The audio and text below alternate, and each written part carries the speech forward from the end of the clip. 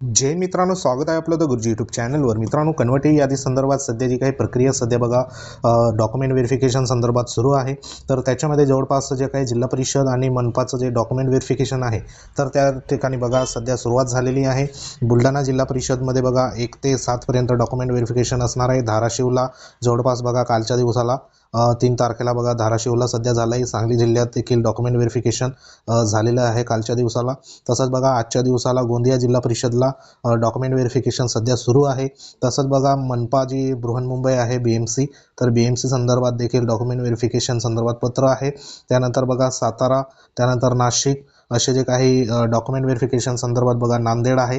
तर असे जे जवळपास 7 ते 8 जे काही जिल्हा परिषद आस्थापनेचे पत्र सध्या इश्यू हे झालेले आहे. तर आजच्या दिवसाला आज बघा 4 तारीख आहे. तर 4 तारखेला महत्त्वाचे जे काही जिल्हा परिषद ह्या ठिकाणी जी आजच्या दिवसाला बघा पत्र इश्यू झालं आहे, तर ते आहे छत्रपती संभाजीनगर संदर्भात. बऱ्याच उमेदवारांचे कॉल मेसेज येत होते. तर छत्रपती संभाजीनगरचं कधी होणार, तर बघा आजच्या दिवसाला हे पत्र इश्यू करण्यात आलं आहे 4/7/2024ला. तर छत्रपती संभाजीनगरचं जे काही डॉक्युमेंट व्हेरिफिकेशन संदर्भात टेंटेटिव्ह शेड्यूल इथं देण्यात आलं आहे. तर ते टेंटेटिव्ह शेड्यूल इथं बघा बघूया. तर इथं बघा 10 तारखेपासून तर 12 तारखेपर्यंत डॉक्युमेंट व्हेरिफिकेशन सध्या हे असणार आहे. तर 10/7/2024ला सकाळी बघा 10 वाजता सुरुवात होणार. आणि जवळपास इथं जे काही उमेदवार सध्या ज्यांचं सिलेक्शन झालं आहे, तर ते जवळपास बघा 136 उमेदवार हे मराठी माध्यमाचे आहे आणि उर्दू माध्यमाचे जवळपास बघा 13 उमेदवारांचं सध्या इथं कन्व्हर्टेड यादीमध्ये रिकमेंडेशन सध्या शिफारसही झालेली आपल्याला दिसून येत आहे. तर इथं जे काही 10 तारखेला सध्या बघा ज्यांचं यादी 1 ते 50 क्रमांक बघा गुणवत्ता यादीत नाव असेल, तर त्यांचं 10 तारखेला असणार आहे.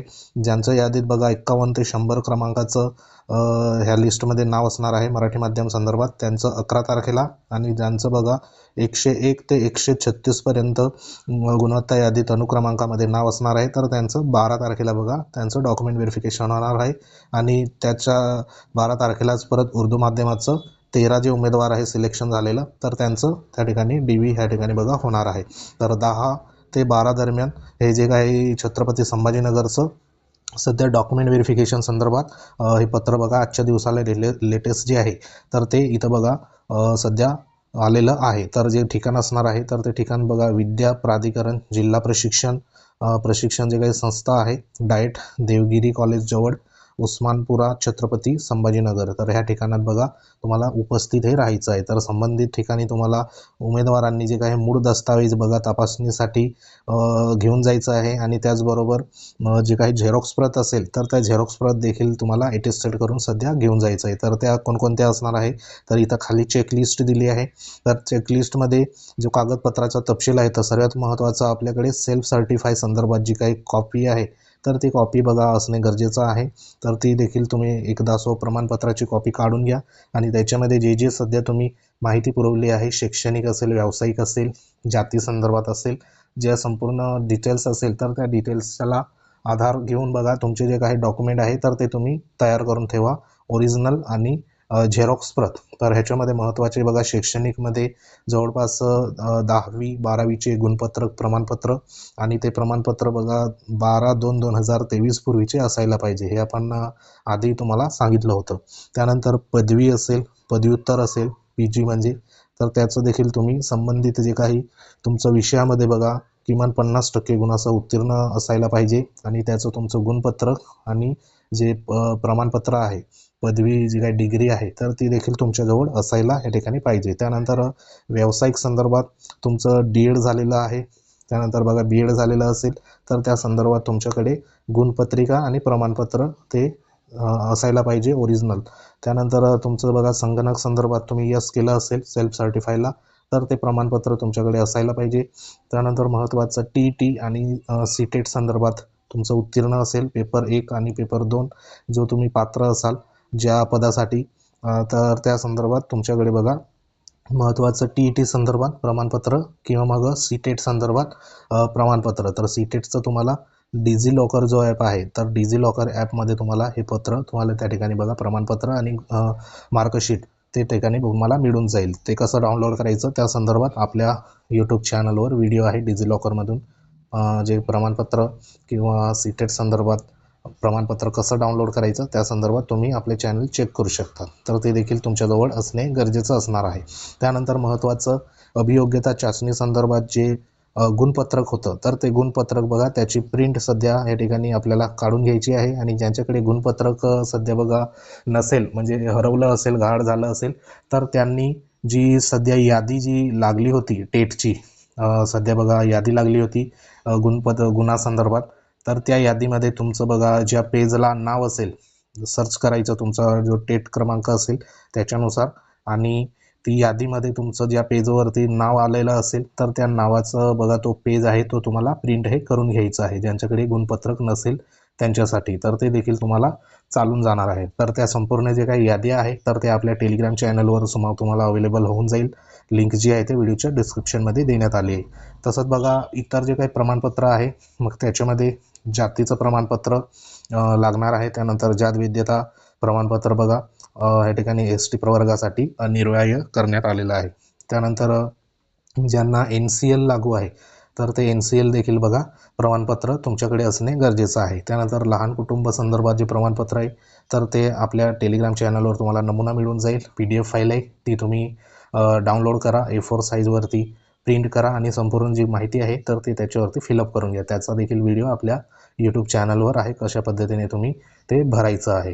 तर हे एक महत्त्वाचं डॉक्युमेंट असणार आहे. त्यानंतर शाळा सोडल्याचा दाखला आहे. नंतर मग पुढचं जे काही जन्म प्रमाणपत्र असेल, तर त्या संदर्भात आपल्याकडे SSCचं म्हणजे 10वीचं जे प्रमाणपत्र आहे ते असलं तरी चालून जाईल, ते सर्वांकडे असतं, किंवा मग शाळा सोडल्याचा दाखला हे या ठिकाणी बघा महत्त्वाचं असणार आहे. त्यानंतर आपल्याकडे जे महाराष्ट्र रहिवासी संदर्भात बघा अधिवास दाखला म्हणजे जो काही डेमोसाईल आहे तर तो असायला पाहिजे. आणि ज्यांचं सीमा भागातील म्हणजे जे काही गावात असेल रहिवासी असेल सीमा क्षेत्रातील, तर त्या संदर्भात तुम्हाला दाखला हा लागणार आहे. त्यानंतर आधार कार्ड, पासपोर्ट जो असेल किंवा पॅन कार्ड असेल, ड्रायव्हिंग लायसन असेल, ह्यापैकी एक ओळखीचा पुरावा म्हणून सध्या त्या ठिकाणी लागणार आहे. त्यानंतर बघा हॉरिझॉन्टल संदर्भात जे सध्या अपंगत्व संदर्भात असेल टिक केलेलं, त्यानंतर खेळाडू संदर्भात प्रकल्पग्रस्त, भूकंपग्रस्त, अनाथचं प्रमाणपत्र, आत्महत्या शेतकरी असल्याचे जे काही पाल्य असेल तर त्या संदर्भात प्रमाणपत्र, किंवा मग निवडणूक कर्मचारी संदर्भात प्रमाणपत्र, हे जे असेल तुम्हाला लागू, तर ते प्रमाणपत्र सध्या तुमच्याकडे अवेलेबल हे करून ठेवायचं आहे.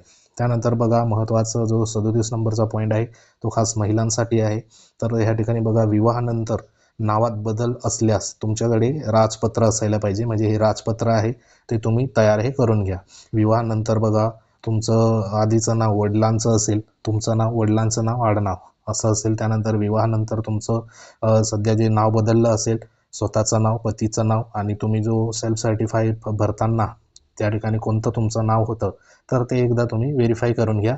आणि त्यानुसार तुमचं जर नावात बदल झाला असेल तर राजपत्र तुम्ही तयार करून घ्या. तसंच बघा तुमचं इतर डॉक्युमेंट्स आणि जे काही गुणपत्रक असेल, शैक्षणिक जे डॉक्युमेंट असेल, तर त्याच्यामध्ये जर तुमच्या नावामध्ये स्पेलिंग मिस्टेक झालेली असेल, तर ते स्पेलिंग मिस्टेक जरी झाली असेल तरी तुम्ही राजपत्र हे तयार हे करून घ्या, जेणेकरून त्या ठिकाणी डॉक्युमेंट व्हेरिफिकेशनला तुम्हाला कोणत्याही प्रकारची अडचणही त्या ठिकाणी येणार नाही. त्यानंतर जे हमीपत्र वगैरे आहे, तर ते हमीपत्र जवळपास 3 जे हमीपत्र आहे, तर ते पत्र बघा आपल्या चॅनलवर तुम्हाला मिळून जाईल.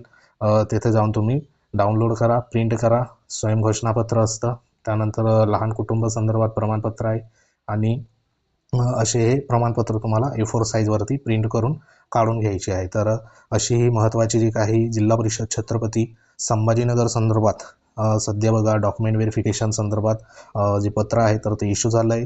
तर इथं बघा न चुकता तुमचा जो काही मूळ दस्तावेज आहे तर तो दस्तावेज या ठिकाणी न चुकता बघा त्या ठिकाणी घेऊन जायचं आहे. संपूर्ण जे काही प्रमाणपत्र असेल ते सादर केल्याशिवाय आपली निवड केली जाणार नाही. तसेच प्रमाणपत्र सादर करण्याकरिता कुठलीही अतिरिक्त मुदत दिली जाणार नाही. अशा उमेदवारांची नियुक्ती दिली जाणार नाही याची नोंद घ्यायची आहे, असं इथं बघा स्पष्ट सूचना या ठिकाणी देण्यात आलेली आहे. तर म्हणून सांगतोय तुमच्याकडे अजूनही बघा वेळ आहे. आज आहे 4 तारीख. तर येणारे जे काही तुमच्याकडे शिल्लक दिवस आहे, 5-7 जे दिवस आहे, तर त्या दिवसामध्ये संपूर्ण जे काही डेटा आहे कागदपत्राचा तर तो तुम्ही रेडी करून ठेवा. तर असं हे एक महत्त्वाचं बघा पत्र सध्या इश्यू करण्यात आलं आहे. तर अशाच प्रकारचे काही उर्वरित सध्या ज्यांचं बाकी असेल जिल्हा परिषदचं डॉक्युमेंट व्हेरिफिकेशन, तर त्यांचं देखील पत्र बघा चालू आठवड्यामध्ये लवकरात लवकर हे इश्यू होणार आहे आणि प्रत्येकांचं डॉक्युमेंट व्हेरिफिकेशन त्या ठिकाणी बघा होणार आहे. तसंच बघा विथ इंटरव्ह्यू संदर्भात जे काही लिस्ट असेल तर त्या लिस्टवरती सध्या कामकाज त्या ठिकाणी सुरू आहे आणि जी सध्या शिक्षक आणि पदवीधर संदर्भात जी आचारसंहिता होती तर ती आचारसंहिता बघा शिथिल होताच येणाऱ्या काही दिवसामध्ये, काही दिवसापेक्षा नेक्स्ट जो वीक असणार आहे तर तो आपल्यासाठी विथ इंटरव्ह्यूसाठी बघा महत्त्वाचा असणार आहे.